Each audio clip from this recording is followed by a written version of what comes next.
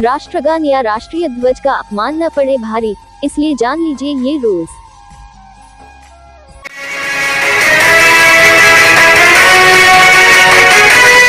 अपना मंथन के तमाम दर्शकों को विजय पांडे का सादर नमस्कार। शहर और गांव की खास खबर के लिए आप देखते रहें अपना मंथन। जो हमारे चैनल पर नए हैं, हम उन्हें कहना चाहेंगे कि सबसे पहले आप चैनल को सब्सक्राइब कर लें, बेल आइकन दबा लें। वीडियो अगर अच्छा लगे तो उसे अपने दोस्तों के साथ शेयर करें।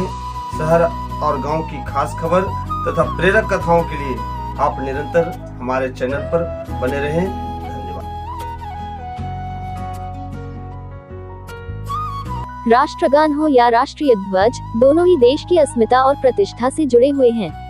ऐसे में कहीं भी इनका अपमान न हो या इनके अपमान के कारण आप या आपके किसी परिचित को बेइज्जती का सामना न करना पड़े, इसके लिए जरूरी है कि राष्ट्रगान से संबंधित नियमों और अन्य जरूरी बातों को जान लिया जाए।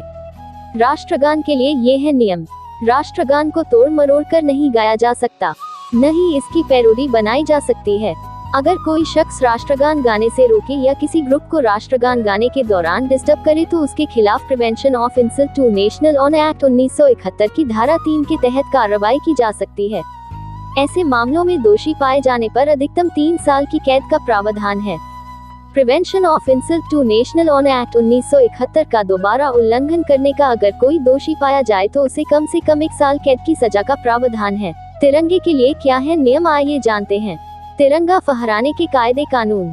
हाई कोर्ट ने पिछले दिनों एक मामले की सुनवाई के दौरान कहा कि रात को तिरंगा नहीं उतारे जाने को prevention of insult to national honour act 1971 का उल्लंघन नहीं माना जा सकता। यानी अगर कोई रात को तिरंगा उतार कर नहीं रखता है तो वह कोई नियम नहीं तोड़ रहा है।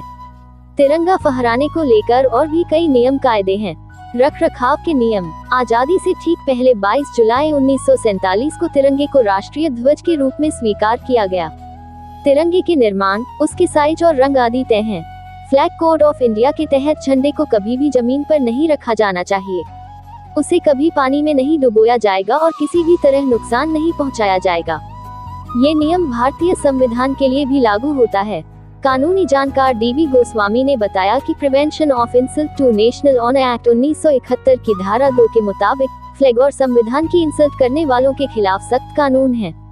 अगर कोई शख्स झंडे को किसी के आगे झुका देता हो, उसे कपड़ा बना देता हो, मूर्ति में लपेट देता हो या फिर किसी मृत व्यक्ति, शहीद हुए आर्म फोर्सेज के जवानों के अलावा के शव पर डालता हो तो इसे तिरंगे की इंसल्ट माना जाएगा। तिरंगे की यूनिफॉर्म बनाकर पहन लेना भी गलत है।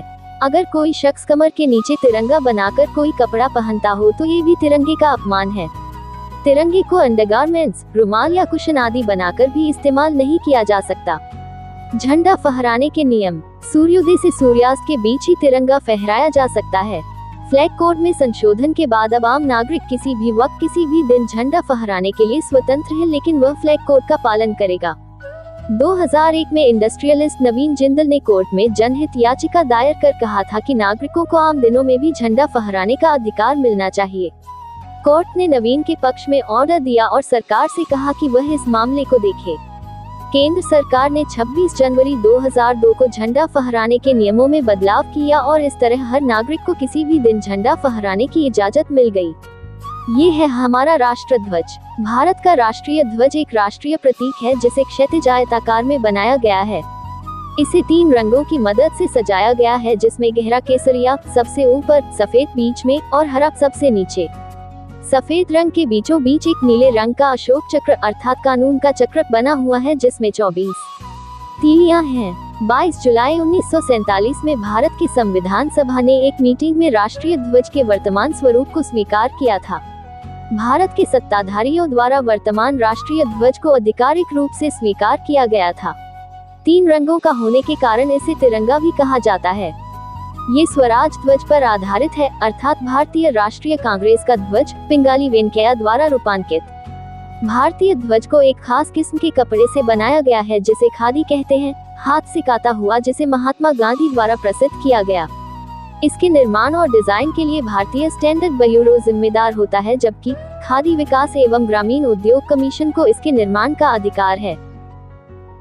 शहर और गांव की खास खबरों के लिए कृपया चैनल को लाइक एंड सब्सक्राइब करना ना भूलें।